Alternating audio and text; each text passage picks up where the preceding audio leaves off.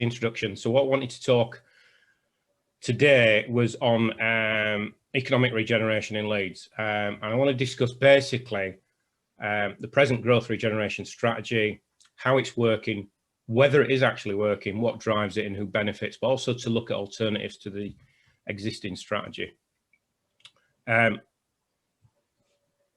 One of the classic bog standard examples of regeneration is the crane count. It's a classic, but deliberately, but quite vague snapshot or measure of economic development. But it isn't really a measure of economic development because images of cranes, if you were like building one type of building or a select group with little diversity, which is what is happening, so that's student accommodation, city centre living, predominantly high-end, high-cost apartments, retail, office block. These are the four types that are predominantly dominating the skyline of Leeds, or a mixture. So you've got a mixture of retail, mixture of office block, city centre. Now, what people would argue was surely any development is better than no development. Now, one of the prime drivers behind councils enabling this type of development is to see an uplift in business rates. I'm not going to go into this in too much detail because this is very much a specific sort of financial side of it that local authorities have been looking at. So unlike our US cousins who have a whole swathe of local taxes, we literally have two sources of income that we control. So that it would be, let me get my hands up, that would be council tax and business rates. And even then, we don't, strictly speaking, have complete control over business rates. There's 50% retention. They're looking at giving us 100%, but that's sort of fairly academic. So even though we have both those two incomes in terms of council tax and business rates, there's a hand of white along them. The only other income, and this is really important, of any significance is central government top-up grant, which was originally called the Revenue Support Grant. This doesn't exist anymore.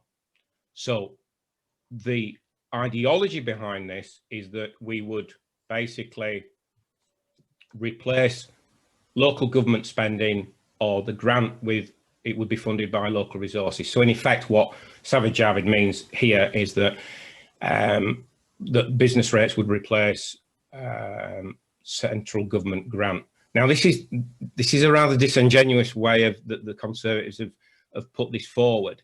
In fact, it's quite misleading, as although it means that local resources means business rates, and this is as complex as I'm going to get in this presentation, were made by George Osborne to be fiscally neutral. So that effectively meant that any councils making additional money from business rates, they would lose the equivalent amount of money in government grants. So what you would get would be, it would level out. So business rates go up, and the government grants would reduce. So in effect, that would be a fiscally neutral way of doing things. Now, what's happened is there has been no uplift in business rates. So without going into this in detail, and obviously Harvey will make this presentation available to everybody that's logged on, so you don't have to sort of read everything on the screen. Basically what we've got is contradictions within Leeds City Councils, and this isn't just Leeds City Council, this is all local authorities. So what they've done is they've tried to sell it, saying that business growth would mean more revenue spend, would mean more money for vulnerable people, and it would create growth. But it hasn't. And if you look at the two big schemes, Leeds Arena and Trinity Shopping Centre, the rateable value for Leeds has gone up by 0.7%. So it's negligible. So in effect, this is a bit of a myth. So you just got to bear with me because I'm working on two different screens. So what you've got is this ties very clearly into the idea of the Northern Powerhouse. Now, the Northern Powerhouse view is very much tied in with cities, the growth of cities. And Jim O'Neill was put forward as the sort of the cheerleader for the Northern Powerhouse scheme, and George Osborne put him in charge of the Northern Powerhouse think tank that was set up by Osborne. And what he's taken, he's lifted a lot of this from American academic, a guy called Bruce Katz, part of the Brookings Institute, which sort of sees, like, you know, you put in lots of light. transit systems, there's lots of universities, there's lots of nice hippie cafes and restaurants, and all this sort of produces a sort of a city where people are attracted to, and in a way that basically lifts everybody up. Now, effectively what they're saying is that what you should be doing is competing for the next Amazon. So what we're doing is, in effect, by the competitive cities model, is Sheffield, and what we actually mean by this is you should be competing for the next Amazon depot. Now, the reason I mention that very clearly is that I was at a conference that was hosted by Leeds City Council. It had Tom Reardon there, it had Lord Kerslake there, and it had another Lord there who I've unfortunately forgotten the name of. And this is what he was saying, and this is what everybody on the panel was saying. So Leeds, Sheffield, York, Manchester, you need to compete for the next Amazon depot. But then what you've got to ask yourself is who benefits from this type of inward investment. So Amazon, hospitality, retail, it's all precariat wages. It's all low-end, precarious jobs, low pay, and it simply adds to the low-wage economy. So again, I don't really apologise for driving home this point, because you can't disengage what type of economy we're trying to attract into Leeds with the regeneration policy, because what we're saying is that all jobs are good. And we're going to come to why all jobs are not good in a few slides later. So as we can see, and now told by council that all in with private sector investment is good, my argument is this is nonsense. So the reason this is nonsense is that local authorities, what I'm trying to do here is, local authorities are actually financially in serious, serious financial trouble. The reason they're in serious financial trouble is that reduction in government grant, as I previously said, is not being replaced by business rates. And this is being driven by an ideology of shrinking the state and austerity. So the ideology of shrinking the state is to reduce the size of local authorities. And austerity is obviously, as you all probably know, is balancing the books, which obviously most Keynesians would say is absolute nonsense. So this is coupled with little or no chance of increasing income from elsewhere, because we don't have any way of increasing our income as a local authority. So even so, the consensus is, against all evidence, that this competitive cities is a great idea. It's wonderful. Let's just keep ploughing on with this. And in reality, it simply doesn't work, because it's based on, this is a PricewaterhouseCoopers piece of analysis that was done in 2017. So they're talking in 3 to 5 years time. So we're now jumping forward from 2017 to 2020, 2022, even up to 2023, when 88% of local authorities are saying that they are going to be in serious trouble. And this was research where they interviewed people like people like Dave Outram that we've already mentioned, finance officers, leaders of council, chief executives, people that knew what they were talking about. So the idea of this investment in city centres is about the supply side economics, which is trickle down geography. So trickle down geography is very much what you do is you make Leeds City Centre the golden orb. You make Manchester City Centre the golden orb. You put as much money as possible into the city centre. You bring in residential development and all these cranes that we said on the first slide, this residential development, the office blocks, the student accommodation, that in effect will trickle down to everybody else. But what academic evidence shows that this is absolute nonsense. This trickle down geography, which Doreen Massey was a proponent of, and as I said, I will link to this. So I remember being in a meeting when a number of councillors from Bramley said, well, how does this benefit people in Bramley and West Leeds? How does all this benefit? How does this growth in the city centre benefit people in Swinnow, people in Belle Isle, people in Gipton? And it actually doesn't. So what they said, so the analysis is that the rewards of success, as this slide shows, were elusive, narrowly socially distributed. And this is very important, that most people that live in Leeds do not benefit from this city centre development. Now, what is happening is not only do people not benefit from this development, But the fact is that this development is based on, a lot of this development is based on this sort of casino economy. So the people that are watching this that have a grounding in finance, international finance and economics will know, obviously, there's the global financial crisis that came from the subprime market. And the subprime market was about selling mortgages to people that couldn't afford it. So what we're doing is we're doing this again. So what we've got is in Liverpool as an example, and I can show you numerous examples of this, is that you have developer collapse.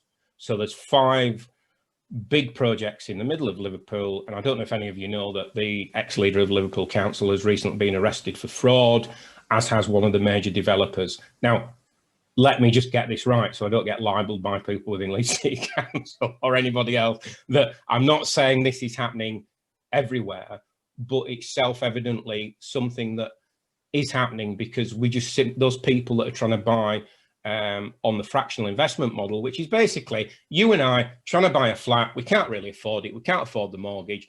So we pay upfront off plan, and the developer uses that money to fund the development, because ostensibly private finance will not touch it because they know that it's a very shaky model. So what you do is you're selling flats to people that don't really understand the financial implications of what they're getting into.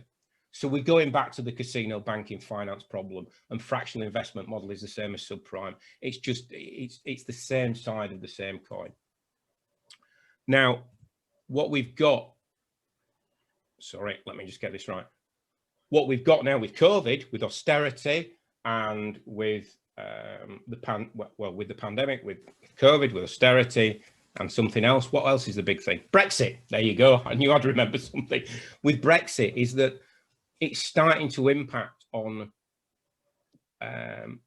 sectors that have normally been the golden, the sort of golden standard for city centre investment. So student property now is not seeing the take up that it would normally see, because you're basically getting a lot of overseas students because of Brexit and because of various other things, and the pandemic are pulling out. So what you're getting is you're getting a very fractured economy within city centres now.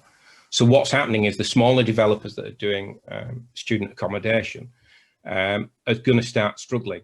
So like the subprime crisis and other joys of the casino banking economy, most of these shenanigans remain hidden. You and I don't really see this going on, which is one of the big main reasons that I'm doing this presentation, is that when you start scratching the surface of what's actually going on, it's a very, very fragile financial situation. It's a very fragile growth strategy.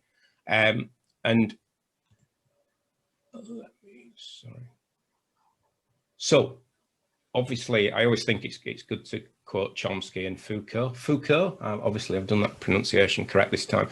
So it's always good to quote these people, because obviously it makes me look better and more intelligent than I acceptably am.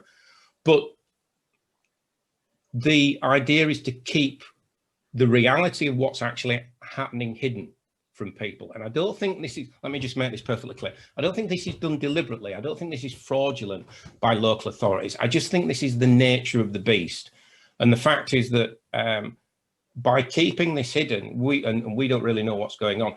When it is only when the collapse, the subprime mortgage or developer collapse or anything like that, that you realize what's actually been going on.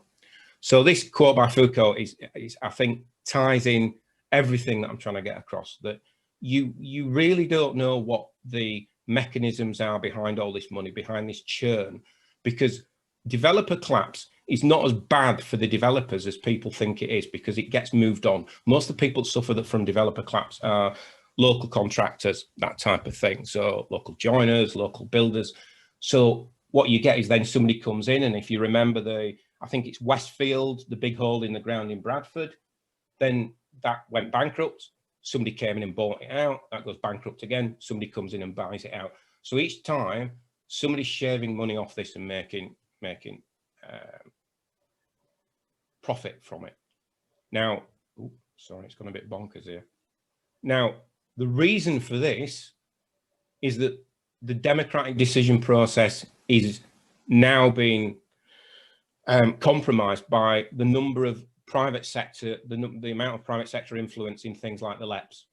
So what we've got is effectively, there's no sort of checks or audits or anything like that. It's just whatever developers want to do, they're allowed to do. So we've got developers come along and develop and put up office blocks. Developers come along and put up student accommodation. Developers come along and put up very high-end residential offices. Now, I spoke to an economist from Leeds University Business School, who I won't obviously quote directly, but I said, well, where's all this money coming from? Why does this money flow into like cities?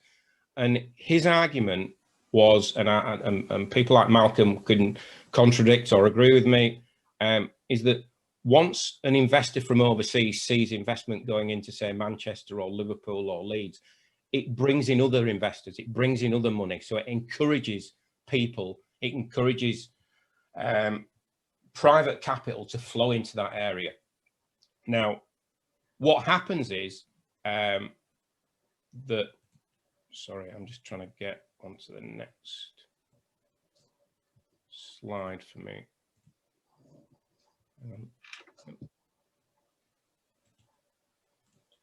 Right. So the reason this happens is that when you dig deep down, the same people, the same backgrounds, the think tanks that advise local authorities, that advise the leaders, that advise the chief executives, that advise the politicians, they're all cut from the same cloth. So Core Cities, Centres for Cities, New Economy Manchester, I can run through them all, Respublica, they're all cut from the same cloth. They're, when you look at the people that are in charge of it, they are, their background, so this is Centres for Cities, their background is banking, hedge funds, SPADs, who were special advisors to government ministers, property, law, asset management. So here you've got Centres for Cities, which has our own chief exec, Tom Radin, sitting on the board. You've got people from JLL, which is a big property company, and you also have people connected to people like Lord Sainsbury. On top of that, these are organisations, again, another think tank that were advisors to Manchester City Council. And again, they're the same people. They are all connected, PricewaterhouseCoopers. So it's not just the big accountancy firms, but it's people like the Brookings Institute in the US.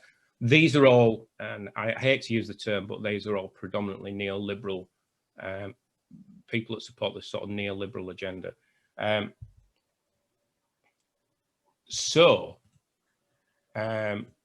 You've even got organisations such as, so this is the people that were advising Manchester City Council, the people that are advising them on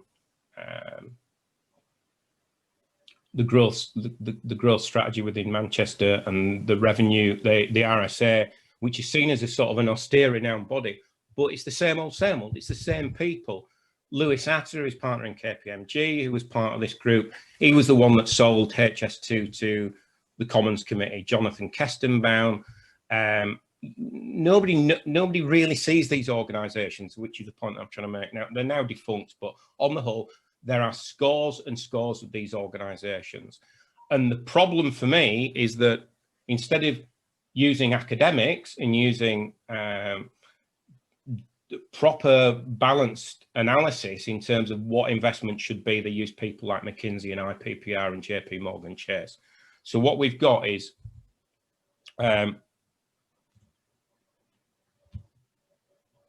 all these people together, Respublica, Centres for Cities, they set these interconnected think tanks and they feed off each other. When you look at their reports, they actually quote each other. Respublica quote IPPR North quote Centres for Cities, and so on and so forth. So it creates to the outside world what appears to be a consensus, but it is in effect an illusion. So what I've done here is a little sort of outline of, and this is what I've put together, is what we've got at the moment, which is a sort of a developer-led, politician-led project strategy, where developers are driven by yield, by dividends, by the shareholders, by as much public purse subsidy as they can get. Public politicians, obviously not all politicians, but most politicians are driven by short-termism. Does it look good? Does that crane strategy, it looks good, it pans out quite well, it feeds into what Look North and Radio Leeds will do, what your local media will say looks good. And the other really big problem, which is what was brought up by an academic from one of the universities in London, was saying the real problem with all this is it's project by project. There's no overall strategy. Does it look good? And whatever comes along. So basically what we've done is we've based our whole South Bank strategy and investment on HS2. And I am fairly sure that HS2 beyond Birmingham is not actually going to happen. Now, the alternative to this is to have a community-led development, and that is proper consultation, because consultation doesn't happen as it should within most local authorities. Looking at a systems of systems. So instead of it being project by project, how does it all fit together? Who benefits? It has to be different independent sectors. It can't just be big developers. It can't just be the people that are making money about student accommodation. It can't be about the people, overseas finance and capital flows. And also it's not just about what local authorities try and sell us on is, well, these things come with jobs, but not all jobs are good. So we're looking at additionality. Instead of uplift, it should say additionality there. I did correct it on one of them. That if you're going to create 2,000 new jobs in the private sector and you're going to lose 2,000 in the public sector, that's irrelevant because it's a zero-sum game. So what you're trying to look at is, where's the additionality? Are these new jobs? And are these actually good? Not just low-paid jobs, but are these decent-paid jobs? You're looking at the local multipliers, these putting money back into the economy. And you're also, which is what we're now going to come on to, is looking at outcomes. So the idea for this is that, sorry, let me just, I've lost, give me a second. Lost my,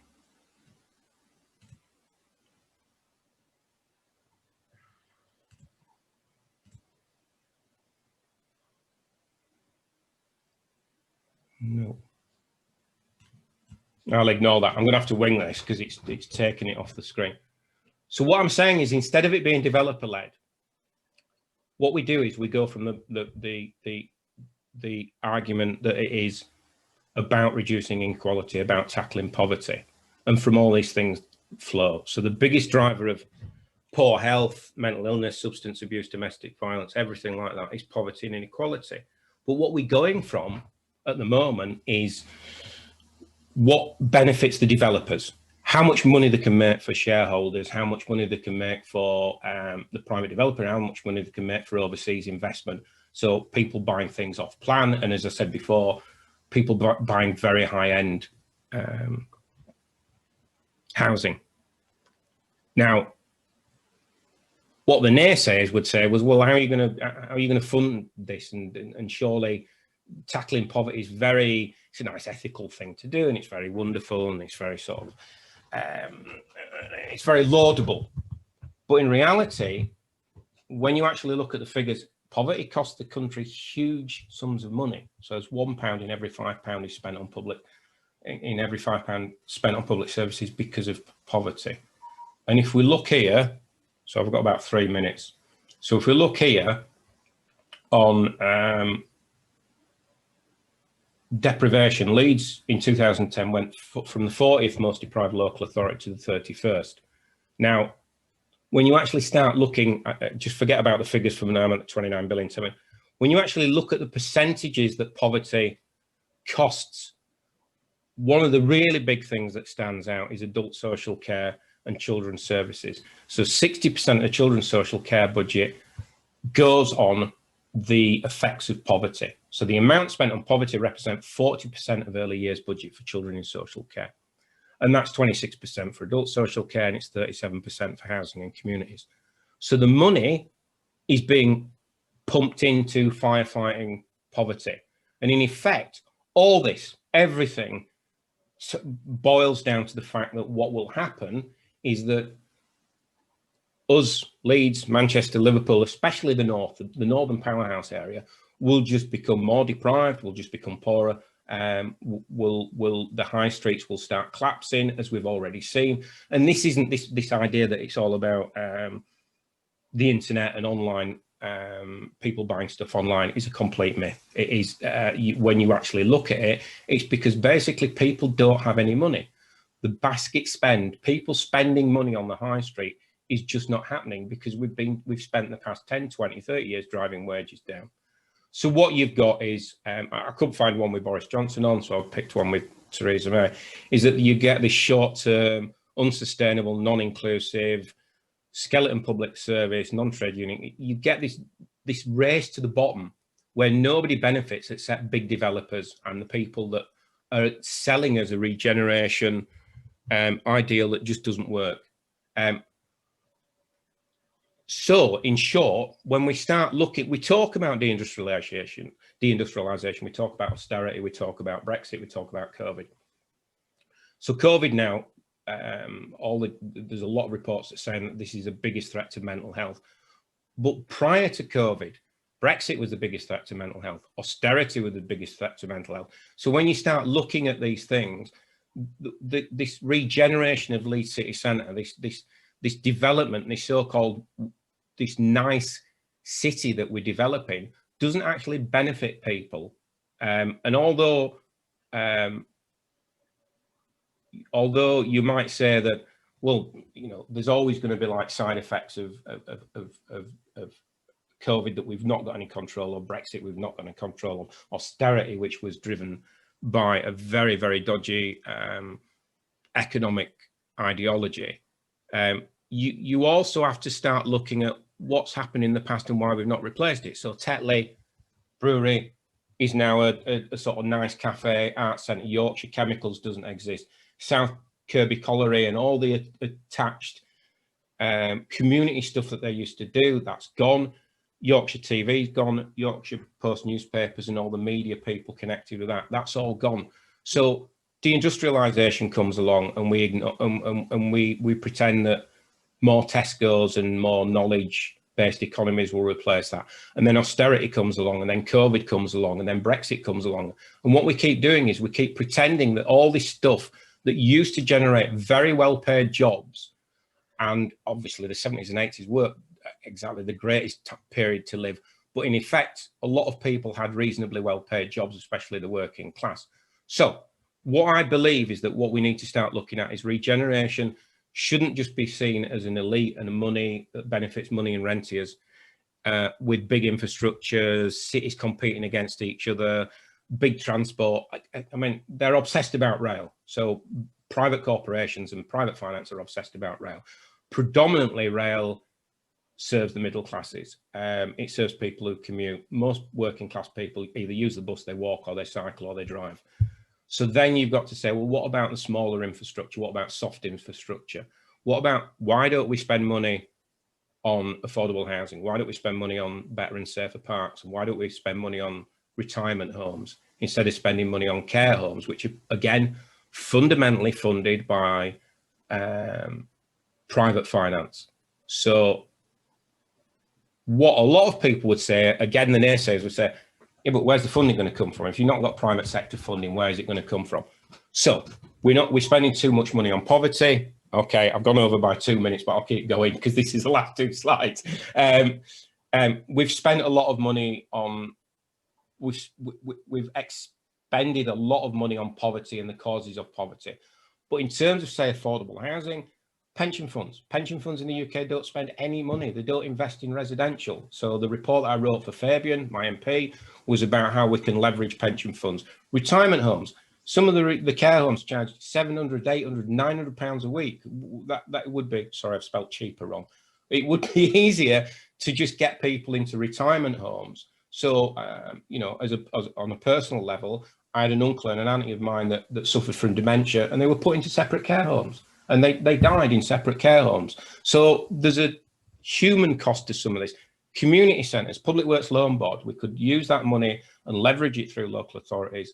And I actually did worked on a model with Leeds City Council where we used Public Works Loan Board money and we lent it to St George's Crypt, and they built a hostel for people with substance abuse off it. And the problem with a lot of this is nobody listens to these new ideas because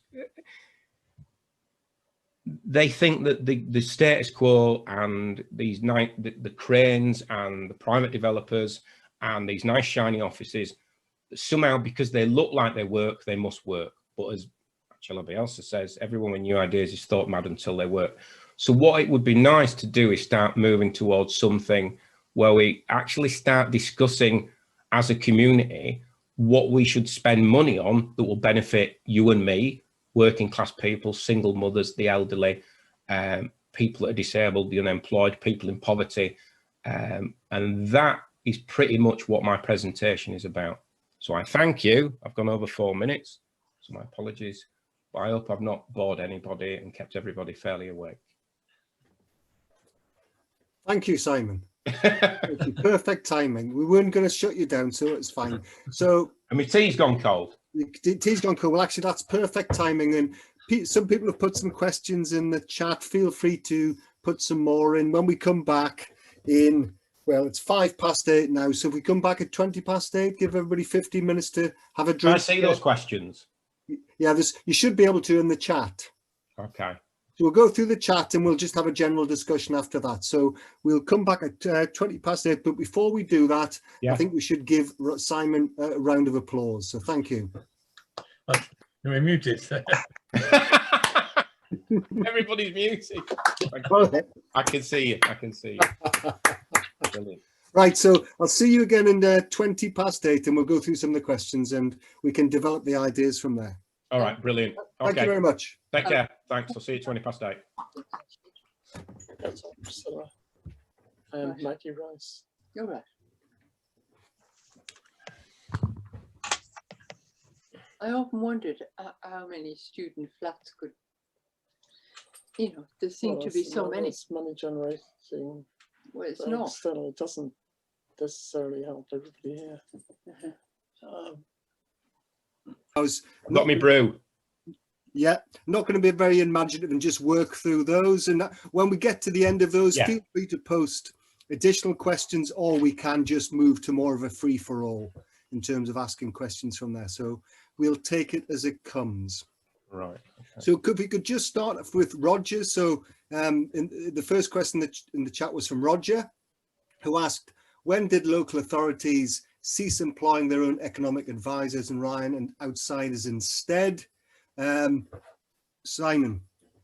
Right. Do you want me to read out the questions as I go down them and answer them, giving each one about 20 seconds? Are you happy with that, or do you want to read them out? So, yeah. Okay, I'll read them out. So from Roger Hawkins, when did local authorities cease employing their own economic advisors and rely on outsiders such as the people I'm pointing to, which is think tanks, and there are plenty of expertise from other fields, universities, business school. Exactly. The reason that they go to these outsiders like KPMG, when they were doing the new generation transport, Leeds City Council, as a classic example of why this fails, the 3 times that Leeds City Council have tried to implement and get funding from the Treasury for a transport system, they have failed on every occasion.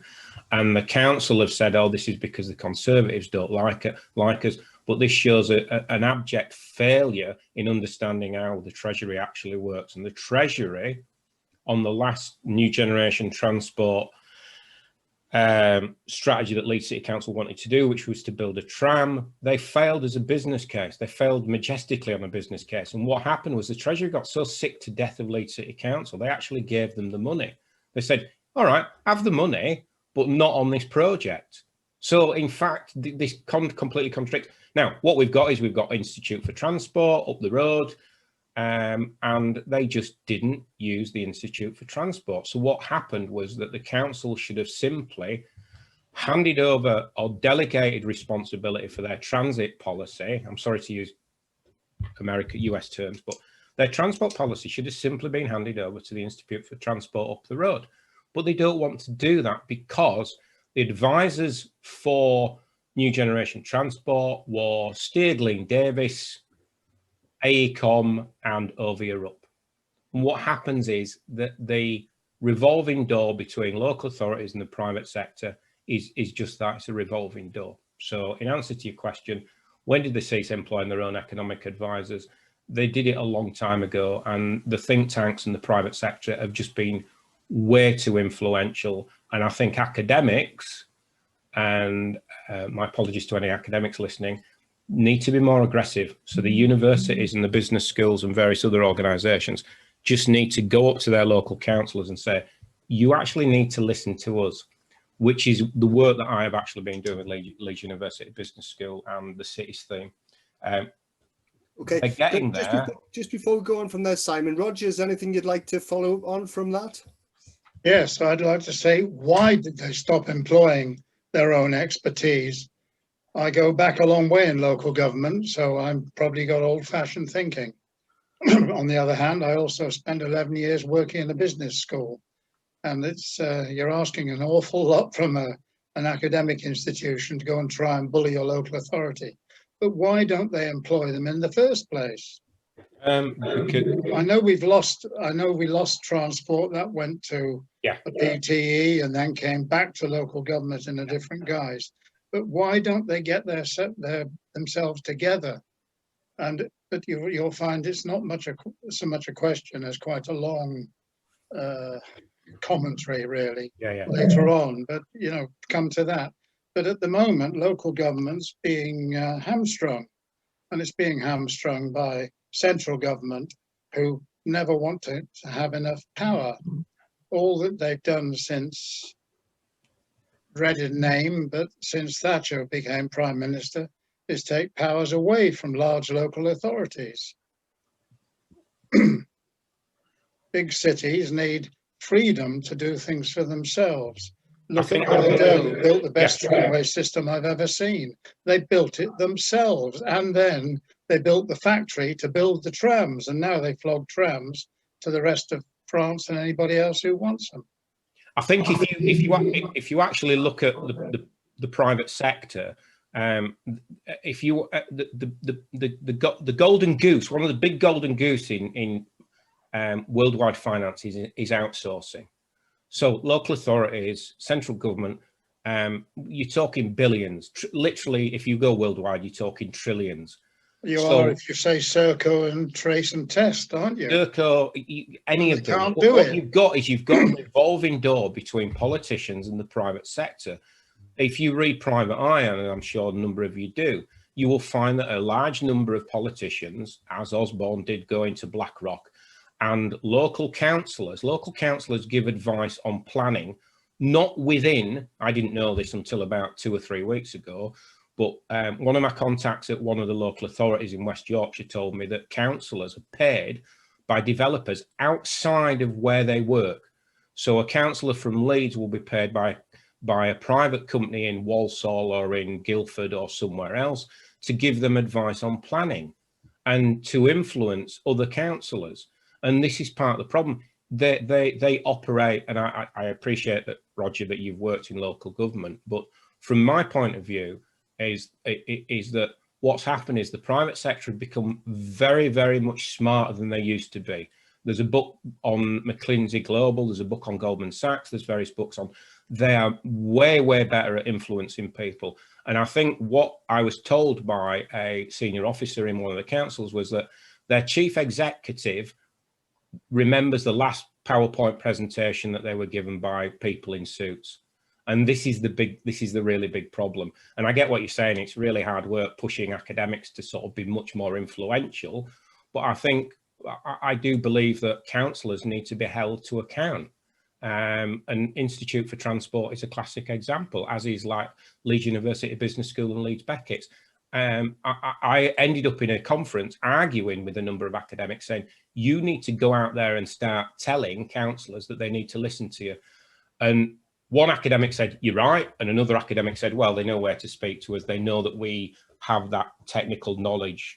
But in between the technical knowledge of academics and the councillors, KPMG, PricewaterhouseCoopers, McKinsey Global, all these people, they push in and they are very, very good at what they do.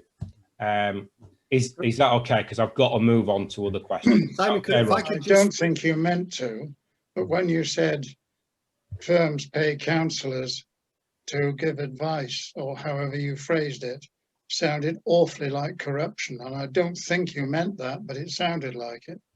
I hope you didn't mean it. Well, it's not corruption, but I don't think it's ethical by any stretch of the imagination. I mean, I was told by a senior Certainly officer not. within a council that councillors are given. I mean, one of the big problems is that councillors don't earn enough money. So a councillor will get a stipend of say 15, 16, 17,000 pounds, and then they are paid an extra 24 or an extra 23 or an extra 20 to sit on a plans panel, and they are then told to basically toe the line. I don't think it's corruption. I think By whom? I've always had this argument with other Told people. by whom?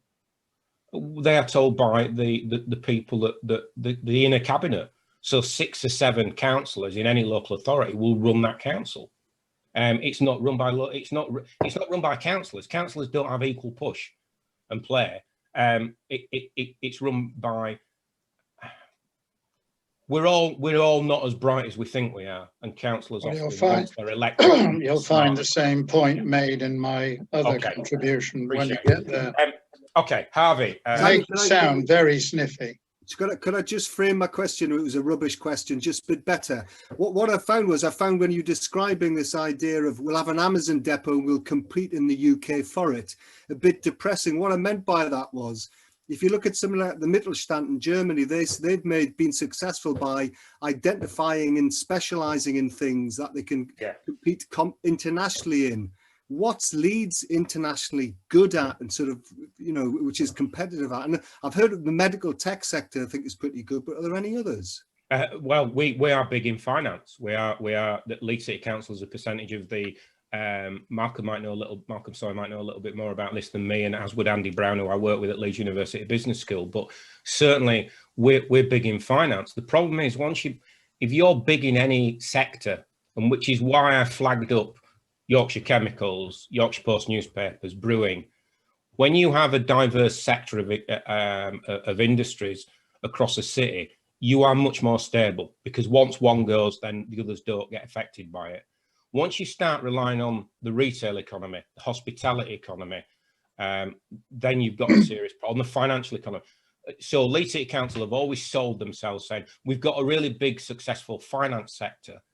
But the global financial crash showed that what happens is that financial sector is very, very connected. So once your big boys like Barings and Goldman and all that start going, everybody goes. It's a deck of cards.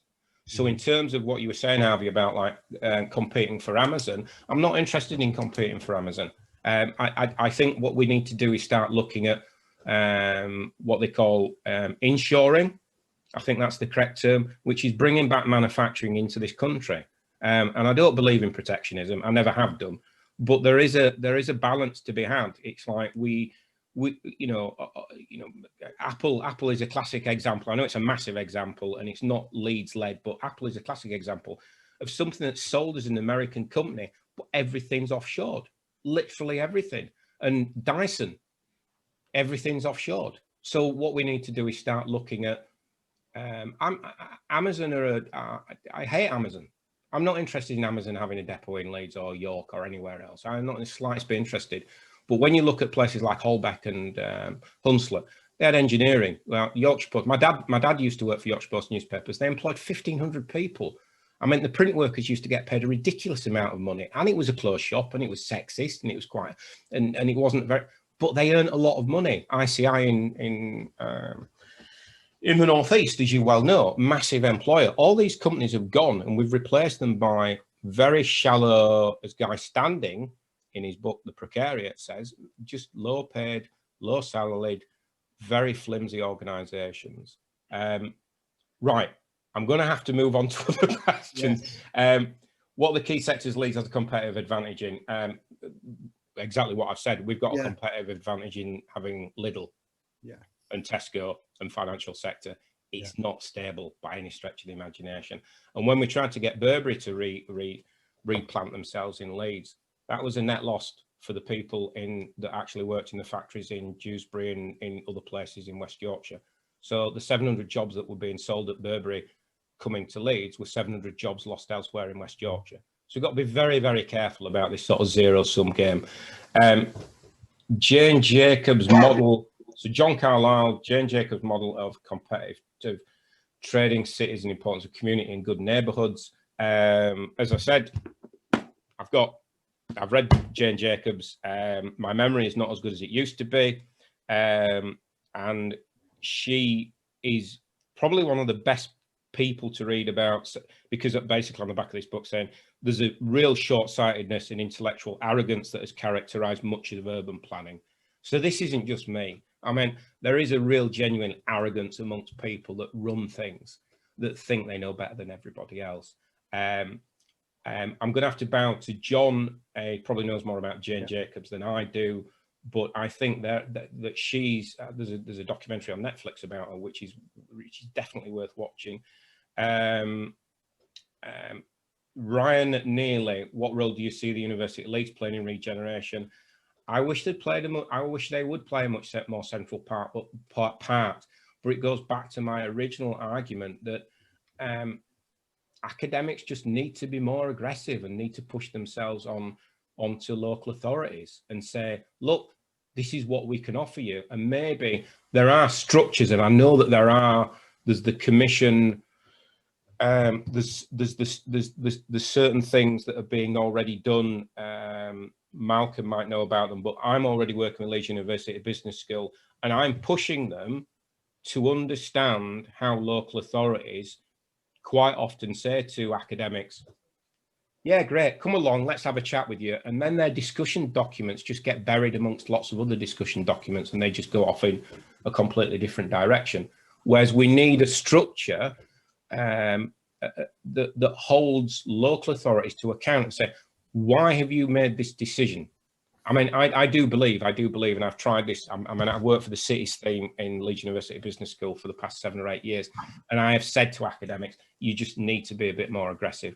And I've said this to my MP, and I set up a think tank to try and push this. So I think Leeds University can play, in answer to the question, Ryan, a central role in regeneration. But they need to be embedded in the structures of local government, and they have to be embedded officially.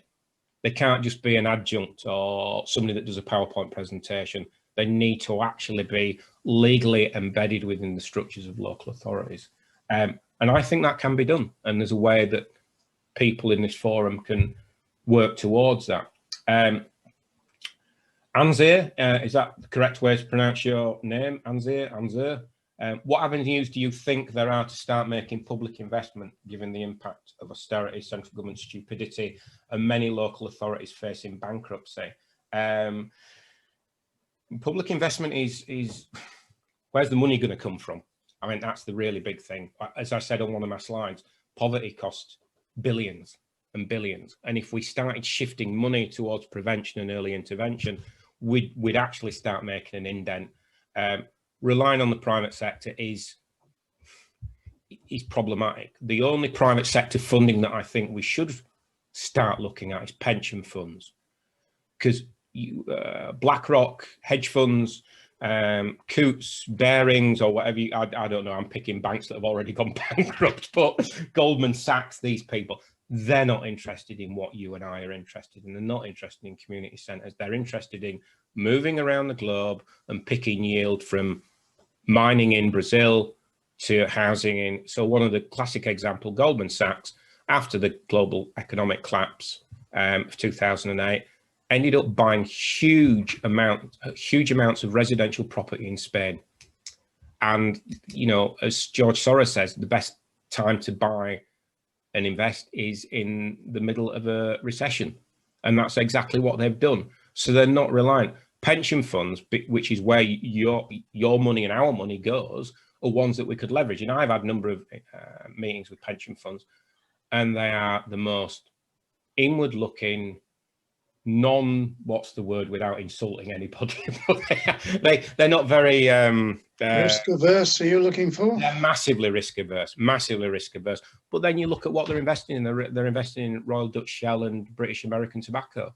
So if they're not risk averse, so I've spoken to pension funds in America who said they'd love to invest in residential, but there's no avenues for them to do it. They'd love to invest in affordable housing, which is something that I looked at with Fabian, my MP, and I spoke to a big pension fund in America, and they were very keen to invest in the UK. The problem is you need to get a local authority on board, you need to get the people on board, and you go back to that same problem. Local authorities are not interested in anything that is not left of centre, but is disruptive. It's disruptive. They're not interested, and it's not that they are. They've got their own little deals. So I approached 4 local authorities. Are you saying local authorities aren't interested in building low rent housing? No, I think that's total rubbish. I'm sorry. Well, no, I think you're wrong. I'm sorry. Local authorities aren't building housing because the government won't let them do it. Local authorities not building housing because of the. And don't forget, they used to have a lot more than they have because they've sold over half of them. I get that. And that wasn't their choice. Yeah, I know the right to buy scheme is a scandal, and it always has been a scandal. But my experience of dealing with local authorities was that they already have. They already have partnerships with builders that are building housing in, say, I'm not going to mention that local authorities because that would be really unfair, because I have spoken to senior housing officers and I've presented them with the opportunity to invest in affordable housing, and it hasn't happened. Now, I get what you're saying, Roger, that I think there are a lot of people within local authorities that want, they have to get the government's assent to borrow the money in the first place, and that's where the throttle's put on the stop. I get that, but not put on the throttle. Yeah, sorry, but it's not going to happen. So until the government of the day, will let them invest in low rent, or if you like, fair rent, but don't talk about affordable rent. Because it isn't. There's 80% of the market. No, I'm not talking about affordable. Boris Johnson. Local authorities desperately need to build, and I'm quite certain the big ones, like Leeds and Liverpool and the rest, would build them tomorrow if the government of the day would let them. I've got to disagree with you. I don't think it would. Can I suggest we move on to the next one? Okay. we can continue this in time on it. That's one of your answers. That's the point. That is one of your answers. It helps poor people as well, people who can't afford to rent on affordable rent spaces. The whole ideology of housing in this country is crazy because it's anti-public sector investment. Yeah, but there's no point in councils building council houses because they've got to sell them through the rent to buy system, so it doesn't work. Well, then you don't do it. You do the whole job and stop them selling them, don't you? Right, I'm going to have to move on. Chris has made a couple of points, and he's got a couple of. You probably keep Chris's together. He's got a couple of points he's made, Chris. Right. So 2 books worth reading. I'm petty for. I've spoken to. I'm petty for.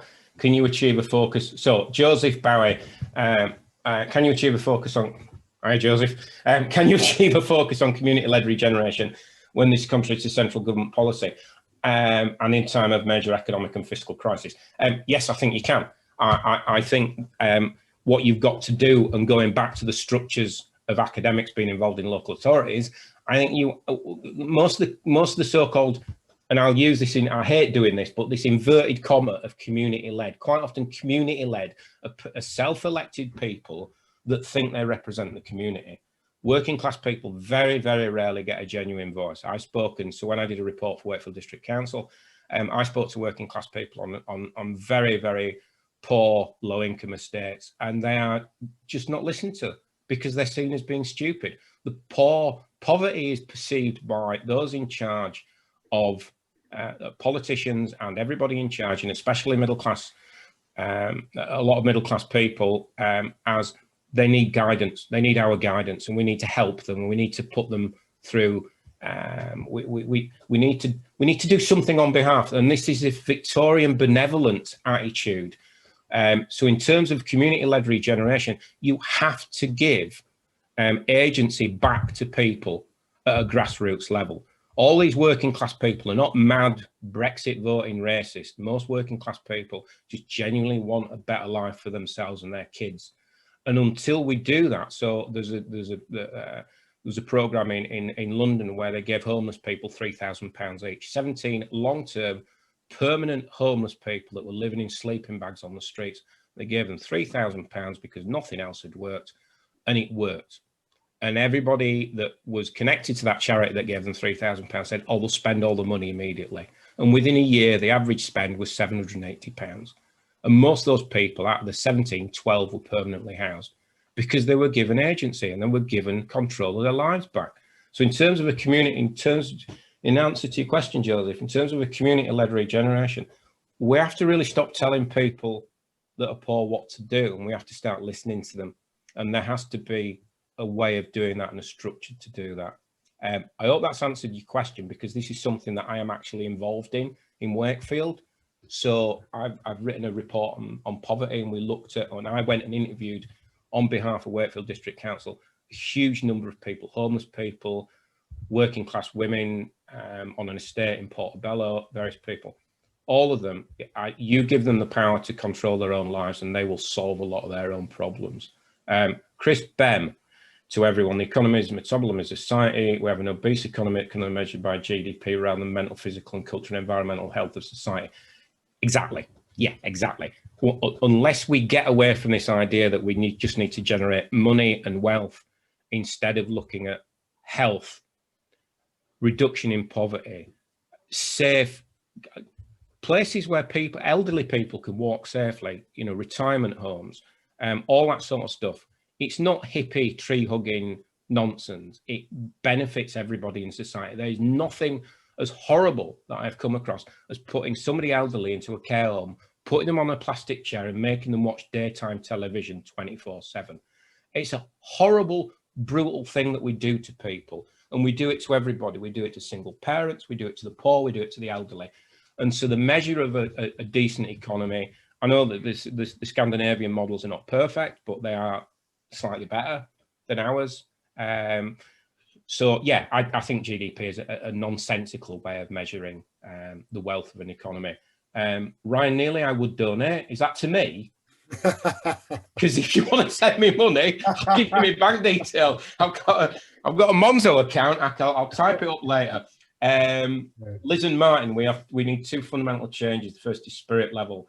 I believe, I haven't actually read the spirit level, but I believe it's about inequality within society. Needs to be an agenda. Is that correct? Needs to be an agenda for all. Yeah. What's amazing about the spirit level, yeah, I think most people never read it, is that if you take any measure of inequality, and I just gave two examples, like crime rate. Yeah.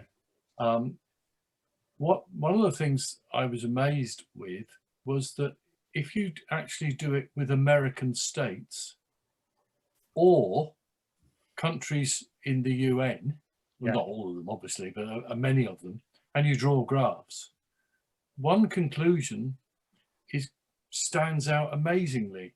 If you're basically middle class, so this sounds a very peculiar argument, you're basically middle class and you live in somewhere like Scandinavia, the rates of crime are lower for everybody. Teenage pregnancy is lower for everybody, and therefore the effects are, I'm probably preaching converted here, and it's so obvious. And it seems to me one of the things that people on things like meetings like this and other webinars, it's people who have got some money, in a way, should also realize that they would benefit as well as the poor. Yes. It's not just a question of being benevolent. You're going to get something out of it.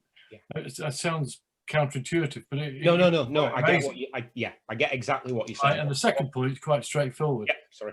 When Liz and I worked in Zambia, which in the 1970s, which is a very poor country, their tax system was more sensible than we've ever had in the UK. You had a level of income which you didn't pay tax on. Okay, so did we. The next one, instead of being 20% or 10%, or it was 5%. They then went to 10, 15, 20, and so on. So therefore, if you were earning not too much, you didn't suddenly have a great jump in your tax thing, because it didn't go up in stupid steps. My other point is obvious. I think the tax rate should go up to 90%. Yeah. For what I call, notice I call them high, people who are paid. I don't think they earn anything. Rees-Mogg and his oppos don't earn money, they're just paid it. And I think we should take money from them. I think if you're super rich, some people said to me, well, if you're under your system, the super rich would leave. Good, I don't want them. Do we want Russian oligarchs, Saudi princes, for a start, not to mention certain other people who have relocated to Singapore, great Brexit voters, who think Britain would be a great place? Let them leave, because morally the country would be so much better. I think how good it would be if half the cabinet left now. Morally, the country would be so much better off. But I do think we ought to have a fairer tax system. It's wrong that the top tax rate is about 40-odd%. It should be 90%, and we should take money from people that are grossly overpaid. Simple. Okay, so obviously the idea that if we tax the very, very wealthy, it's the Ayn Rand argument, isn't it? Atlas Unleashed, that they'll all leave and they'll go and live in Switzerland, and predominantly that's never been the case, because even rich people, their kids go to school and everybody doesn't want to move to Switzerland or the Bahamas. That's just one of these things. I think fundamentally, rather than taxing individuals, I think we've got to get rid of the offshore banking system, the fact that we're a casino economy, the fact that we're a hedge fund economy, the fact that George Osborne as a chancellor goes to work for BlackRock for £600,000 a year. I think that's fundamentally what we need to do. I sort of agree with you that the tax system is unfair, but at the same time, I think what the left tend to do is concentrate on taxing the rich. I think the rich should be taxed. And I think if you earn over a certain amount, I mean, if you're paying £1.5 million for a car, then I think that is a prime example of why you should be taxed almost out of existence. That's just ridiculous when you could buy a nice Ford Focus for £3,000. However, having said that, in terms of money, I think taxing individuals, I think we need to increase corporation tax. I think we need to certainly get rid of this concept of like some of these offshore companies like Google and Apple. If they want the British market, and pay for the British market. I mean, we keep thinking, oh, we need them more than they need us. We don't need. We get rid of Apple and we can tax them out of existence, and Samsung and somebody else will come in and pay the tax, because 80% minus 20% tax is better than nothing. If you don't get access to a market, and Britain is a big market, go away, disappear. So I think corporation tax needs to be risen. And also I think that, we need to stop, I think you're right, I think we certainly need to stop this sort of casino buying of property in London and various other places, because what we're getting working class people just literally being socially cleansed out of London. Classically a London problem, not a Leeds problem or a northern problem, but there are people that lived on working class estates in London and they're just getting socially cleansed. So I agree with you, they're super rich, but I do think whilst we need to tax them, I don't think the left need to tend to sort of concentrate too much on taxing the rich. And it's like, I think we need to look at other aspects of the of finances in the economy. Okay, so I've got three or four other. Next one, Simon, is how do you get the poor out of poverty? It was just some simple questions for you to rattle through. All right, how do you get the poor out of poverty? Right, so this is a really big one for me. This is what I've written a lot of stuff and I've done a lot of research into. First thing, poor people are not stupid. Poor people are not in poverty because they have made stupid decisions. All the evidence, and Tracy Shildrick is a great academic to read around this, is that there are poverty myths. And the fact is that poor people make short-term decisions because that's what they have to do. If you have to feed your kids and there's somebody on your doorstep offering you 200 quid at 90% a week interest, you take that 200 quid. You don't really think about the future. And what a lot of people say is, well, they're stupid. Maybe they should go to the NatWest and get an overdraft. Can't get a NatWest overdraft from the NatWest because the NatWest won't allow them to even open a bank account. So poor people are not stupid. Homeless people given individual budgets. It's a classic. I spoke to the homeless lead in Greater Manchester Council. To get poor people, to get homeless people out of being homeless, give them money. I mean, Peter Boxer was leader of Wakefield District Council. Whatever you think about him, he was asked, he was at an academic meeting at Leeds University Business School in one of the hotels in Leeds. And he was saying, you know, how do you get people out of poverty? And he said, pay them all 35 grand a year. And in a way, that's the way to do it. But it's not, poverty is not just about income. Poverty is about housing. So what I experienced when I was doing my research was that poor people are just given crap houses. They are, you know, get on the housing list. Here's your house. Well, I don't quite like it. It's not very good. It's a bit, you know, it's a bit cold. It's a bit damp. Right. Back of the housing queue. Soon as if you're poor and you refuse a house, you go to the back of the queue. So what we do is we bully poor people. So in terms of solving poverty, I know that I said you shouldn't really try and solve poverty, but if we spend a lot we spend a lot of money on firefighting poverty, but if we actually spend it on early intervention and reduction, then that would benefit people substantially more. The other thing about poverty is what we tend to do is spend a huge amount, especially people like CAB, which I've forgotten what that anagram stands for, but CAB do a lot of work, and as do a lot of other organisations, around trying to get people to budget. But I remember speaking to one of the women on Portobello Estate in Wakefield, and I said to her, do you need some help budgeting? She went, well, not really. I know I'm skint. I don't need somebody to tell me I'm skint and I don't have any money. Why do I? And there is no way. When you've literally got £1 left in your pocket at the end of the month, you can't budget, you can't save. So universal credit and all that sort of stuff. I mean, universal credit is brutal. Now, in terms of dragging people out of poverty, do we rely on the government? No, we can't, because fundamentally, and this is where I'm going to get a little political, the Conservative ideology is that the poor are at fault. Thatcher did an interview with the Catholic Herald in 1979, where she basically said poverty was a personal, a character flaw. I'm paraphrasing here, but a character flaw. You are poor because you're not that bright, basically. And I think that is the ideology that's driving people like Ian Duncan Smith, Rishi Sunak, Boris Johnson. They think poor people are stupid. And I don't think if we keep trying to tell central government to increase universal credit, it's just not going to happen. I mean, look what Marcus Rashford did. I mean, he's a footballer, and he just basically said, you need starving kids in schools. So I think we need to be much more aggressive about this.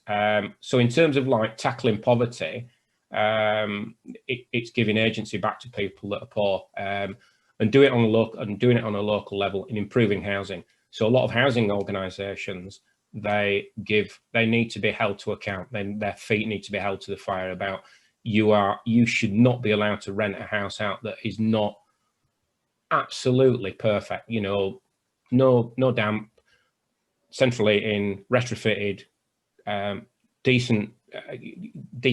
Look, it's fit for you and I if we can afford to rent where we want. Therefore, it should be fit for purpose for people that are poor. Simon, yeah, you mentioned Tracy. That was me that asked the question. I didn't know. Okay, right. I didn't know how to put my name in. Yeah. Anyway, Tracy who? Tracy Shildrick. How do you she used to be an academic at Leeds University, but she's gone to Newcastle now. I don't know if she's still there, but Tracy Shildrick. How do you spell Shildrick? Shildrick, Shildrick.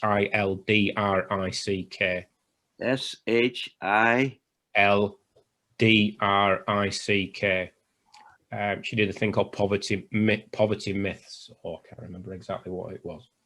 Okay, CAP is Christians Against Poverty. Yeah. No, I'm thinking about CAB. CAP is Christians Against Poverty. No, CAB, CAB. Citizens Advice Bureau. That's it, Citizen Advice Bureau. Thank you, Malcolm. Well done. There you go. I knew I'd get there eventually. Brexit has won. Okay, so I've got a few more. Harvey, have you got any direction for me? Because you've the next two questions are Yeah. related. So in the essence of this issue of taking back, why is there not a clamour to take back control along the lines of, you know, what happened Brexit wise? And I think the next one down was talking about you know, what was it? I've lost myself in thought there. The next question. Hello, can you how hear will me? it be done? Hello?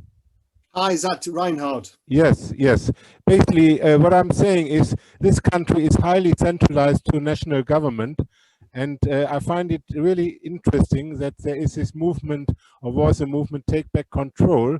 But there is no movement to really decentralize, like in Germany or in Scandinavian countries. So why is that? Why are people not interested that the local government has more power to raise taxes and to decide policies? That's basically the question. I do not understand it. I'm from Germany, so I try to learn. Thank you. Okay, I think that the take back control stuff around Brexit was very much a PR sell for the 1922 committee. So it was a PR. You know, Cameron put forward Brexit and the referendum as a way of placating the far right in the Conservative Party, and it backfired on a massive scale. He didn't expect them to win. He didn't expect the referendum to say that we pulled out of Europe. The British. But that doesn't answer the question. When I listen to Channel 4 News, and people are interviewed in Newcastle and so on, and deprived areas in Sutherland, they say, oh, now we have taken back control. So obviously they don't seem to be interested in taking back control to their local area. So I ask myself, why is that? Because I think a lot of people just simply ape and repeat what they're being told through the media and through Facebook and through social media. And this idea that we take back control it's just a saying. It's like a football chant. It doesn't actually mean anything to them. And also you've got, you know, I will be blunt with you. I'm a big defender of working class people and poor people, but there are a lot of stupid people out there. And, you know, I mean, there's warnings on bleach bottles not to drink bleach. But there are, I mean, why? Because people are genuinely stupid. And I mean, there are a lot of things wrong with the EU. I don't particularly like the EU. I think the fact that the European Central Bank brutalized Portugal and Greece, there are some very serious problems with the European Union. But at the same time, it grew out of the Second World War. It grew out of trying to keep people together. I think that there's a very unique thing within not the British sensibility, not British sensibilities, but very specifically English sensibilities. Because remember, the Scots didn't really vote for to come out of the EU, if I'm correct.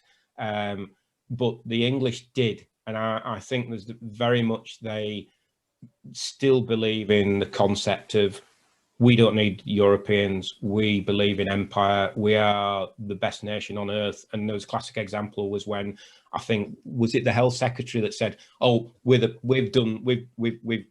COVID vaccination. We've done all the work." And the fact that the actual work was done by Germans and Turkish scientists was something that seems to have gone completely over the guy's head. So, in effect, in answer to your question, Reinhard, there is something very deeply odd about how the English perceive themselves on the world stage, and there is also the second thing to point out is that quite often people do vote for their own interest against their own interests because they're stupid, and I don't think there's anything wrong with saying that. I remember Varoufakis, the Greek finance minister. Is that right? How to pronounce his name? Yes. He was on Question Time, and somebody asked him a ridiculous question about comparing national budgeting to housekeeping, and he actually said, "You don't know what you're talking about. You're an idiot." Now, an English politician or an English commentator or an English media person wouldn't say that to somebody, but you know, European sensibility is, well, that's a really stupid question. So in answer to your question, I don't think they have any concept of this take back control. And there are an awful lot of stupid people out Just to be mindful of time, should we just move on? Christina was asking whether you think the high street will be able to avoid a collapse after the recovery from COVID. Okay, so in 2020, so back in the day, there was a paper called that was published in 2006. So that's what, 14 years ago, and it was published by a number of academics, and basically it said that the high street would collapse by 2020, and it would collapse for a number of reasons. It would collapse because people's spending power has gone down. A tiny bit was spending on the internet, but in 2006 it wasn't a massive amount. The fact that people didn't shop in bricks and mortar places, but predominantly people in this country do not have the money to spend on the high street. And we can't get away from the fact we've spent nearly 2 decades driving salaries down. And if you drive salaries down, if you walk around, I remember walking around Trinity when it was built, and there were huge numbers walking around Trinity. Nobody had shopping bags. Nobody was buying anything. So the fact is, that's great. So Leeds City Council got, footfall in Leeds City Centre is brilliant, but basket spend is negligible. It's not shifted. So what we do is we keep buying, we keep building. And the classic example, if we want to compare what's happening here to what's happening in another country, is America. And you look at the shopping malls that have just collapsed, completely out of existence in the US, because people don't have any money. So the only way that you can really survive as a high street is to put a pound stretcher on every single high street, some betting shops and a few charity shops, and that's it. So in terms of will the high street collapse? Yeah. But as it exists at this point in time, and now the old model exists, of course it's going to collapse. And the only way that you're going to get around that is to actually switch what those shops away from retail and back to residential. There is no other alternative unless you actually start just shutting them down. And I mean, in Detroit, when Detroit collapsed because of the removal of the car industry, their government of the time, or their local government, they're not obviously not called councils in the US, they just decided to level whole housing areas and turns them into parkland. Now we can't do that in Wakefield City Centre, we can't do it in Leeds City Centre, but if we start switching the usage of retail into affordable housing, and as you were saying, Roger, not the 80% affordable housing, but genuine affordable housing. We start switching it to affordable housing. Once you've got people living in the high street and families living there, and then basically infrastructure will come in. So shops will come back in because people need to buy their milk and they need to buy their cigarettes.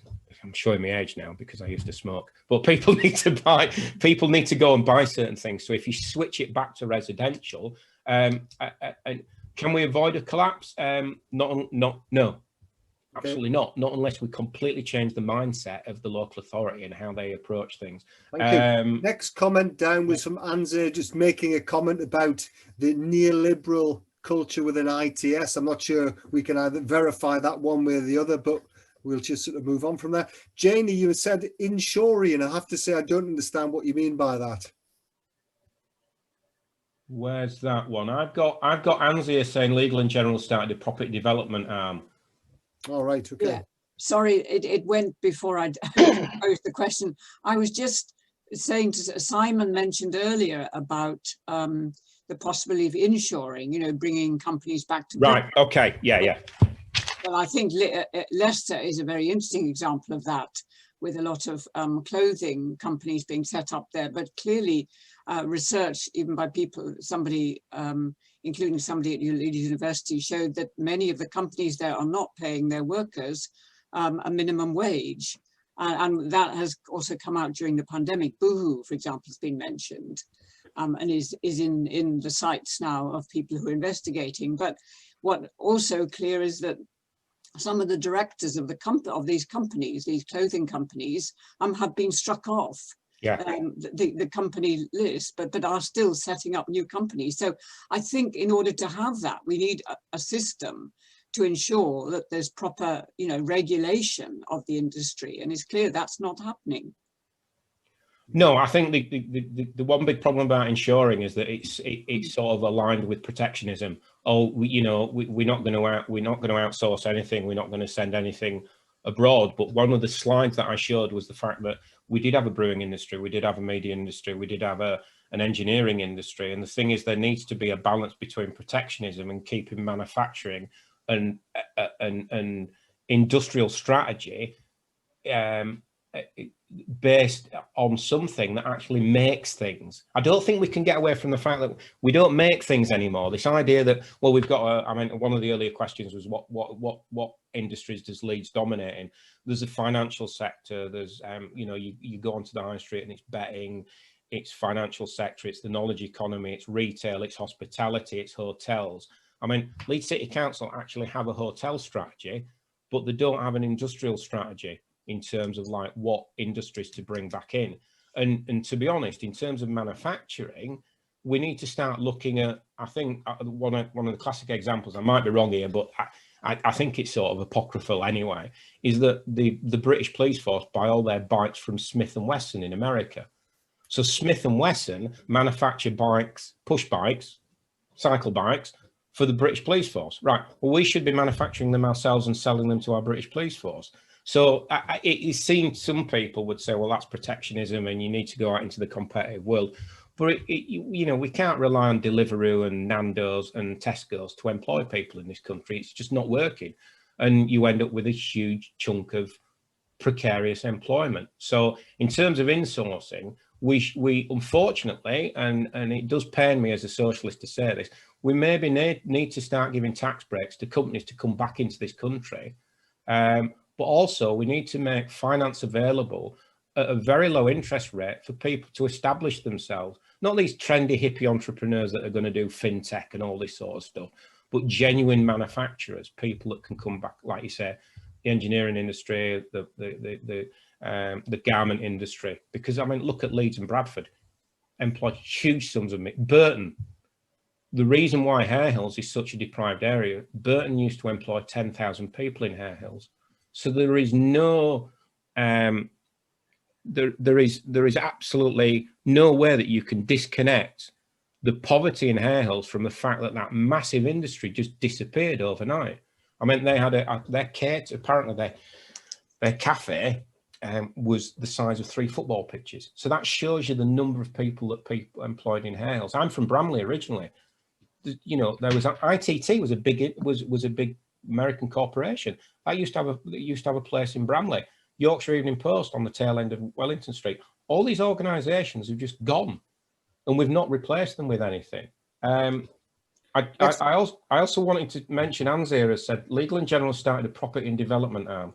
When I was doing my, which includes social housing development. Now, this is quite interesting because I spoke to Legal and General when I was doing the housing report for Fabian.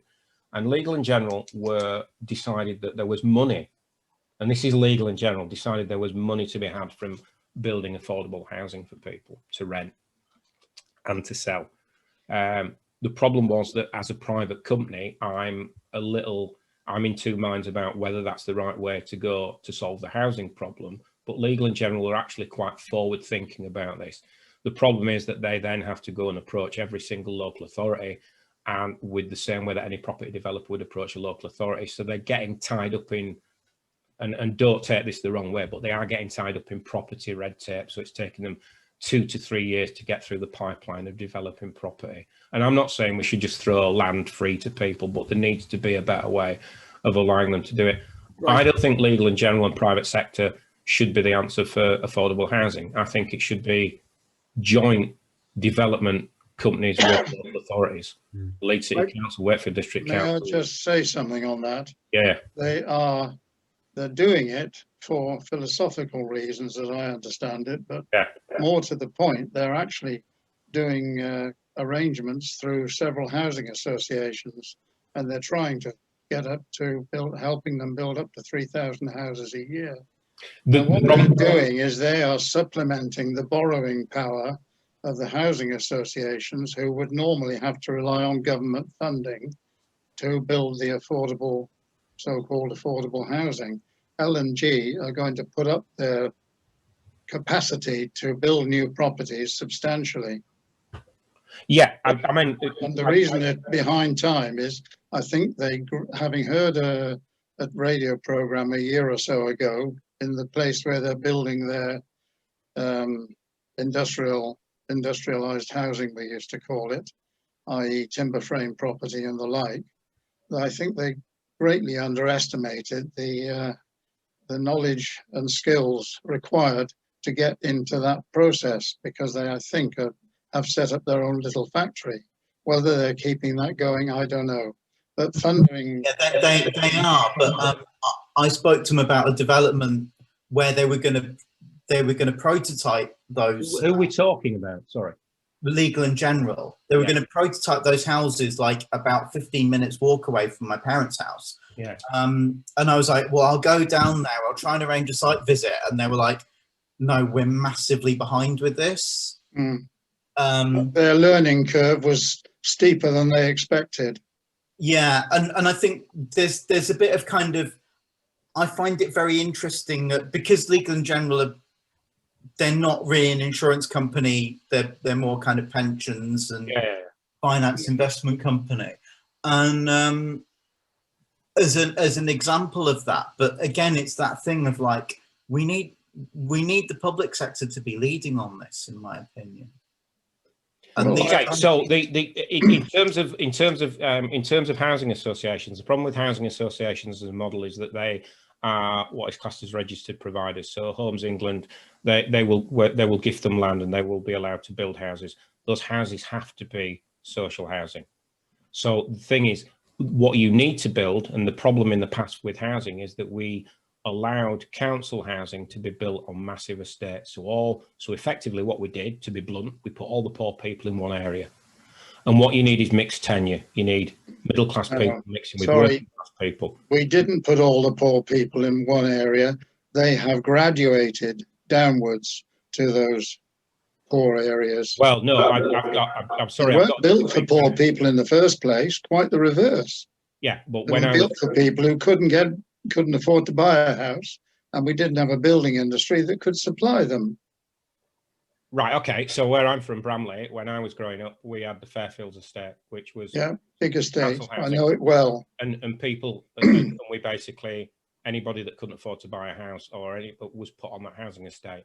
And what I'm saying is that mixed tenure, if you look at the Fabian Society reports, you look at most of the reports from a lot of the other left-leaning think tanks, not the think tanks that I've outlined in my talk, have said that what you need is mixed tenure. You don't need to put elderly people in elderly communities. You don't need to put the poor into housing estates. You don't need to put the rich into penthouse apartments on the banks of the River Aire. You need to start mixing people together, because that's the best way to move your housing policy forward. Now, the problem with Legal in General, is it's all very well saying they are behind on what they're doing. Now, the reason that they're behind on what they're doing is that the people that the bricklayers, the joiners, the electricians, the plasterers are not there anymore. So you've got a massive... That's a totally different problem. Yeah. I know, yes, I understand it's a totally we are different chronically problem, short of building trades, I accept that. But that ties into the problem. So when I did a report on housing, what we were looking at was there was a Baker report that was produced in quite a long time ago, maybe 2004, and they looked at regional development agencies. Sorry, not regional development, regional housing agencies. But the really, really big thing that the Dutch did was that they actually, and the Germans did to an extent, was that they actually had a bank completely dedicated to housing. That was it. That bank was dedicated, and they're called, I'm sorry, but my Dutch isn't brilliant. It was called K something. It doesn't matter. The point you're making here, though, is that public money went into funding new housing for rent. That is what is not happening here. Yeah, but you can't. Public housing cannot. Public money cannot be put into public housing as long as the right to buy exists, because you build a council house and you have to sell it within 5 years. So there's no business model. There is absolutely no business model there whatsoever. Yeah, well, that comes back to the point that's gone the theme through everything you've said this evening. Is we've got an ideological problem with the government. You have an ideological ideological problem. They will problem. not let local authorities build and do other things, But what the they problem won't happen. I understand that, Roger, but the problem that I've got is that I'm fed up of fighting neoliberalism, and we have to look for alternatives to it, and we have to look for alternatives to it on a local basis, and we can't keep relying on local authorities to keep lobbying central government to give poor people more money through universal So credit. what's your solution then? The solution I haven't heard you say one yet. Well, the solution is to leverage pension funds to build affordable houses. That the Americans can do it. The Americans invest 20% of their pension funds in residential housing, including affordable housing. We invest in this country at around 1 to 2%. Pension funds are a massive. Oh, yeah. They have a massive ability financially to invest in things. So we say to them, and they have people that sit on the boards of pension funds in this country that are teachers, that are trade unionists, and none of them, I can assure you, none of them use their influence, because they go to the meetings and they pretend, and Malcolm will probably affirm this, that people that are not financially literate are very scared and put off by people that say, "Oh, we know how finance works. We know where the yield is and where the dividends are." And this is self-evident nonsense. I spoke to a massive American pension fund, and they would love to invest in the UK, but there needs to be a cooperative, cohesive way of doing this, and local authorities, you would have to probably, unfortunately, ideally, in a perfect world, councils would build council houses. That option's not there. It's just not there. Therefore, you're going to have some sort of private sector, pension fund, local authority, joint venture to build affordable housing. That is the only way that you're going to do it. I'll big myself up on this one. Is I did a massive amount of research on it, a huge amount of research on it, and it was published in a report I did for Fabian called "Building Homes for Britain." Local authorities, there's no point in lobbying the Conservatives. You know, you must know from what I've been speaking now, I am a socialist. I have no interest in lobbying the Conservative government whatsoever. But local authorities have been delivering austerity without fighting it, hand over fist, instead of, I mean, there is a, and I'll be very quick. This is literally a 20-second point. There was a commission for the future of local government produced by Leeds City Council, which basically said that we should shrink the size of the local authority. So we're going down this neoliberal route because we think it's the only way to go. And I think there are, if you know, going back to one of the earlier questions about academics such as Leeds University Business School, Beckett's, Newcastle University, academics need to start getting into the mix and saying to local authorities and councillors, well, actually, there are alternatives and there are ways of doing this. And there are different, you know, Warrington have done a bond. Barrow in Furness have recently taken the Preston model another step further by saying that what we need to do in Barrow is use poverty as a basis for our industrial growth strategy. So there are people starting to do it, but it's very disparate and it's splintered. And what we do on the left, and I'll be really honest with all of you, we spend more time arguing with each other than we do going out and saying, well, actually, there's a few differences between us, but actually what we'd like to do is build some affordable homes and let's just get on with it. Simon, can I just interrupt that a minute? I'm conscious of the fact that we've been going for an hour, but my view about Zoom is if everybody wants to leave, they've just got to click a button. It's dead easy. It's not like being stuck in a theatre. If you're happy to continue, I'm happy for the discussion to continue. Malcolm, is there any particular reason why we'd have to? Do we have a time limit? The timing I put into Zoom is 7:30 to 9:30, but I think in practice it will just go on. It just strikes me we've still got 30 people on the call, so people are obviously interested. So provided Simon's vocal cords don't pack up, if he's happy to continue, are you happy to continue for a little bit longer, Simon? I'm a Leeds fan. I'm used to chanting for 90 minutes, so I'm quite happy doing it. Right. I thought you were going to say hopeless causes there for a minute. that as well. I do think. I mean, I remember the Labour Party. I've also sat as observer to Labour Group, and that means that I've witnessed how the Labour Party and Leeds City Council make a decision. Now, ethically, I was invited into that body and I shouldn't really talk about it, and I'm not going to talk about it because that would be unethical, and it would be massively unethical. But in terms of how local authorities make decisions, I think what we've got is we've got a lot of problems that we've identified in terms of the first thing is the influence of the private sector. KPMG has to be taken out of the equation. PricewaterhouseCoopers, Deloitte, KPMG, because they have, and this is what a pension fund in America said to me. They have skin in the game. They have a dog in the hunt. They have a very specific reason why they want councils to outsource. Why they want, because their clients. Of course, there is. Are the private. Exactly. The second thing we need to do is that councillors need to be paid a salary, and they need advisors and independent advisors. Because I speak to councillors and they are just some of them are absolutely drained with the job that they get paid, which is almost, I mean, I think the stipend for Leeds City councillors is £17,000 a year. So that has to change. We don't need 3 councillors per ward. We could do with 2. And if we paid them 25 grand a year plus expenses, at least it would bring more working class people and more people that are not just retired or not just doing it as an aside to their business. And are not reliant on business giving them consultation fees, which is what I was told happens in other areas. The third thing is housing. For me, is no matter how crap your life is, if you were suffering from mental illness, if you were suffering from marital problems, if you were suffering from any problem, the fact is that we can do advocacy for people, we can give them mental health support, we can give them financial support. But if they are going back and living in a house that is riddled with damp, where the next door neighbour is playing techno music till 2 or 3 in the morning, where their kids are scared to go out because there's drug dealers on the doorstep, then that housing environment is damaging to their mental health. It's damaging to society as a whole. So for me, good housing is central to everything else.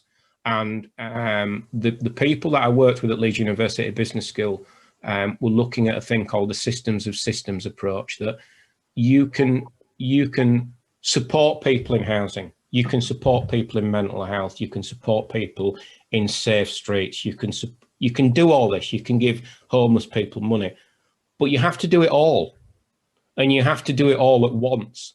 And unfortunately, that takes a massive amount of political will. And I don't see why we need to look to central government to do it, because they're not going to do it. So my solution to this, and I would be quite happy taking advice on it, is that localism works. So you start it from a grassroots level, you start it from an estate level, you start it from a group of a square mile. So when I went and did the poverty report around Wakefield, one of the really big problems was that the parents that had kids didn't have access to a decent park. So the play areas were vandalized, dogs were defecating, whatever. But this was a really common problem. When I started speaking to more and more people in Wakefield, they were saying, yeah, we've got a park on our doorstep, but none of us use it. And then when the government, when the council want to do something like, so one of the slides that I did was that we're shutting community centres down. So in the place that I was brought up in, Bramley, they've handed the community centre over to a not-for-profit. And I can assure you within 2 or 3 years. You know why all that takes place? Because the council has not got enough money to do it. We used to do all those things you're talking about. You're reinventing something that was called the cycle of deprivation. Yeah, and also it was invented in around 1968.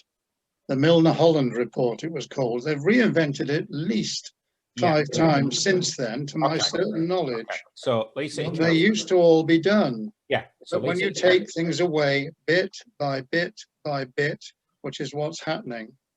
Yeah, but then the argument is what happens. You're talking to a bloke who did this for a living.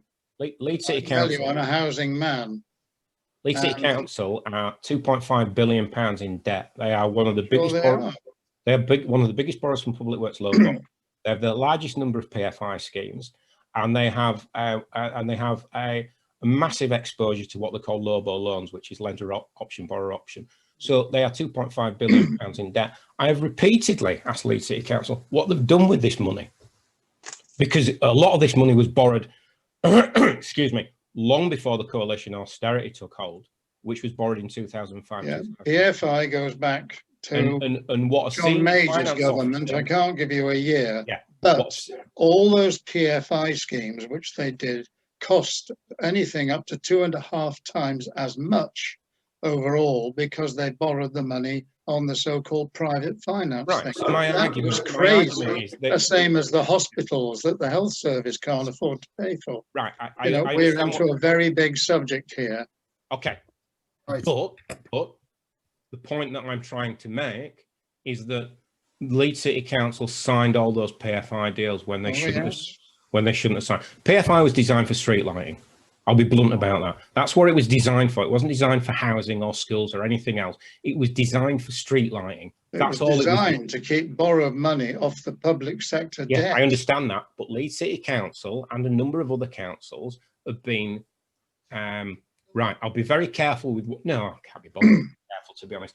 They've been very flippant with public sector money, and there is an idea that if they'd have used some of that money more judiciously and more wisely, then it wouldn't have gone into PFI schemes that are now crippling them. Now, I've asked, along with a number of other people out within the Labour Party, for us to reassess our PFI schemes and maybe question, you know, you can get savings from I can't remember the exact word because I'm running out of steam here, but sort of restructuring. So if we restructure some of our PFI deals, we could actually save money. Council are not prepared to do it because it would mean independent advisors looking in depth at the PFI schemes that they signed, which they shouldn't have signed in the first place. So the political hubris, this is not just about neoliberalism and the Conservatives taking money off local authorities. This is about local authorities not doing the right thing and thinking they're smarter than everybody else, which is going back to what one of the early commentators was saying about why don't we bring academics into like Leeds University Business School and hindsight is a wonderful thing. Yeah, There's a guy, I can't remember his name, has written quite a book on the PFI system and housing, and I think he's in Leeds University. Just can't remember. I got too old to remember names. But one of the classic examples is that the Green Book, which is the Treasury guidance for how you apply for public sector money, was written by a Leeds University academic. And those academics at Leeds University were never asked about the new generation transport. If they were asked about it and they could put a business plan together, they would have known what the Treasury guidelines were. So I'm sorry to be overtly critical of Leeds City Council, but it's not just Leeds City Council, it's Newcastle. Liverpool Council, and let me just separate this completely from my discussion with Leeds City Council. Anderson, who was the leader of Liverpool Council, has been arrested for fraud.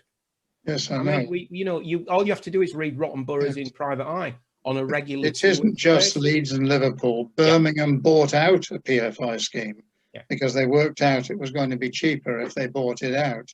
And I think we're into a very big subject here, and I think the trouble is you're starting at the bottom. And basically you've advocated giving in. If we can't beat them, we'll join them, and I don't think that's a particularly good approach. You did say.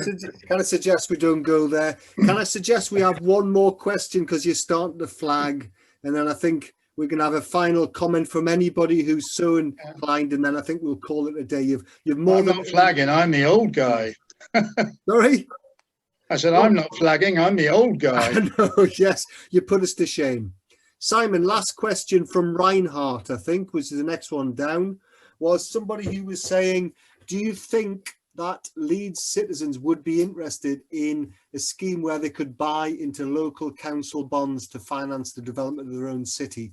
Is that anything you've come across, or do you think that's a viable option?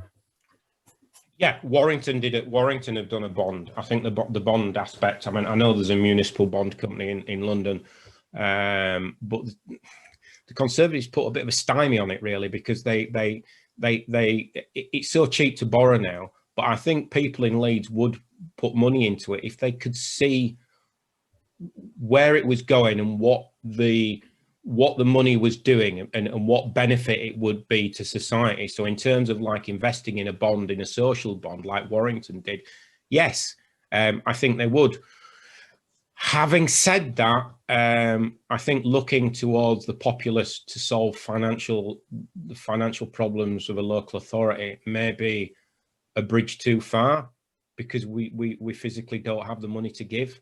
And I think if we did something like set up a regional investment bank, which if all the local authorities got together, they'd have the financial muscle to do. If they stopped bickering between themselves, we could set up a regional investment bank tomorrow. So in answer to your question, yes, I think people would, but I don't think it's big enough in terms of a scheme that could be practically implemented. Fine. Reinhardt, is there anything you want to finally say about that? No, I'm happy, but as I said, in other countries you can do this. You can invest in local bonds, but I don't know about the size. So maybe it's right to do it at a regional level. Thank you. I think Malcolm is. I'm not chucking stuff onto Malcolm, but I think Malcolm's background would be slightly more intuitive than mine in terms of bonds and financial structures. And yeah, I don't know. It says what the limits are that the government would place upon that sort. Yeah. But there are areas, particularly in environmental areas, where people are using effectively crowdfunding, for example. So I think it is a possible area of raising funds. I mean, as I say, I would have thought the limit comes from what the government would permit local authorities to borrow. Yeah, and also I think if enough of us got together, even people on this forum, and there was up to 40 plus participants, it's 26 now. If enough of us got together and lobbied pension funds to put money into the right places instead of investing in fossil fuels or British American tobacco, I actually do think that pension funds would start shifting where they're putting some of their money. And I actually think that's quite a positive, an alternative to where we're at. Okay. Finally, does anybody have any burning question or comment they'd like to make before we finish? Fatal mistake, this, I'm sure.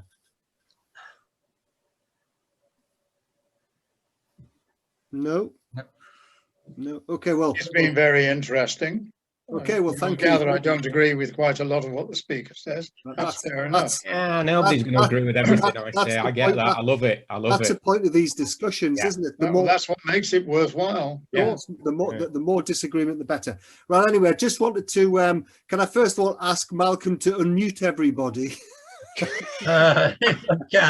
Could we start off just by sort of thanking Simon for his really interesting talk? I think we can tell by the level of discussion afterwards, which I think is fairly unprecedented, that you've really struck a chord with the subject tonight. It's been really interesting. So thanks. If we could just thank Simon the normal way, please. I feel like a key worker. Right. And so thank you very much, Simon. That was really interesting. Just before we finish this, I just wanted to mention